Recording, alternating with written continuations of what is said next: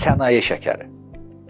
İnsanın düzəltdiyi şəkər, beynəlxalq imperialistlərin düzəltdiyi bütün şəkərlər ziyandır. Niyə?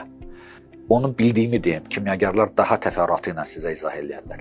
Məsələ ondadır ki, təbiətdə, deyək ki, doşabın tərkibində, meyvənilərin tərkibində, orada şəkərlər, deyək ki, glukoza, fruktoza, laktoza, galaktoza və digər şəkərlər növləri var ki, kimyagerlər onu daha yaxşı bilir. Üstəlik, onların izomerləri var. D izomer, L izomer var.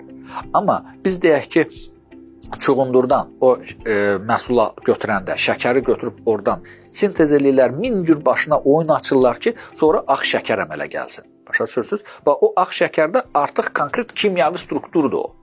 O artıq L izomer deyil, D izomerdir, hansı ki insana uyğun deyil. Üstəlik, orada racimat pozulur, yəni qarışıq pozulur, balans pozulur. Üstəlik, o sırf glukozadır, orada artıq fruktoza da deyilən bir şey yoxdur. Şəkərli xəstələrə ayrıca deyirlər ki, şəkər diabeti üçün müəyyən konfetlər var, orada fruktoza ilə onu düzəldirlər. Amma o da kimyagerdir.